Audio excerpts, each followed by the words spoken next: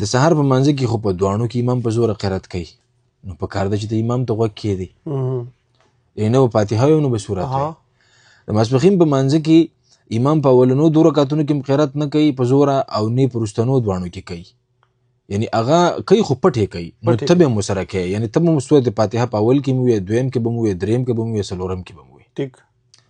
صرف سورت فاتحه خبره ده. ګوري ایسه دا وی چې بیا خو زموږ امام اختلاف راځي، ابه یو سورت موږ بل ویو کنه، نو سورت پکې نشته ده. دی مفتی صاحب چې دا کومه مسأله د قرات خلف الامام بیان کړه، او کومه رایه چې بیان کړله چې مقتدی به په پټو منځونو کې د امام پسې سورې فاتحه وایي، نو دا د احناف رایه نه ده. دا مذهب مختار د امام مالک رحمه الله دی. چونکې تاسو ته ما ویلو چې دا صاحب ځان ته حنفي وایي، خو بنیادی مسائل د احناف چې کوم دي نو هغه د نورو مذاهب بیانوي. نو احناف رایه دا ده،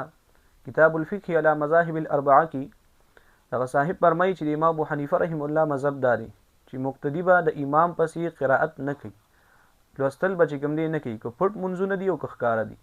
ځکه چې کله انسان د جمع سره منځ کوي په جماعت باندې، نو که مقتدی د امام پسې قرائت کو، لوستل کول، نو دا د لپاره مکروه دي، ځکه دې کې مخالفت راځي د قرآن نه، د احادیث مبارکونه. ځکه قرآن عظیم الشان کې باری تعالی فرمایي واذا قرئ القرآن فاستمعوا له وانصتوا لعلکم ترحمون، چې کله قرآن لوستلی شي نو تاسو یې د غوږ کېږدئ او چپ شئ. د دغه حدیث آیات کریمه په تفسیر کې اکثرو مفسرینو دا معنی ذکر کړې ده چې دا آیات کریمه نازل شوې ده په حق د مانځه کې، لکه علامه لوسی رحم الله تفسیر روح المعانی کې فرمایي چې دا آیت کریمه د امام اعظم ابو حنیفه رحم الله دلیل دی چې مقتدی به د امام پسې لوستل نه کوي. او غنو حدیث مبارکو کې چې کوم دی دا راغلي دي، محمود علیه السلام فرمایي چې کله امام دې لپاره دی چې دا تاسو د اقتدا وکړي، نو چې کله امام تکبیر وایي تاسو تکبیر وایي، چې کله امام قرات کوي نو تاسو چپ شئ، او چې کله امام سمع الله لمن حمده وایي نو تاسو ربنا لك الحمد وایي.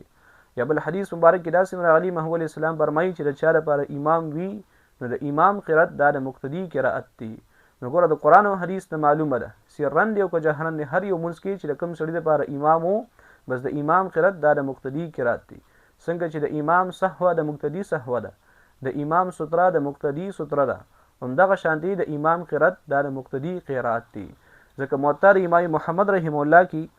سلمه صفحه کې د علقمه بن قیس د حضرت عبد الله بن مسعود رضی الله عنه عمل ذکر کړي چې د مبارک په کپټ منځونه بو او کوخکاره بو، خو د امام پسې چې کوم دینو قرات لوستل به نه کول، کولنی منځو رکعاتونه بو، کو اخرنی بو، کو ډک بو، کو تش بو، خو مقتدی به د امام پسې قرات نه کوي.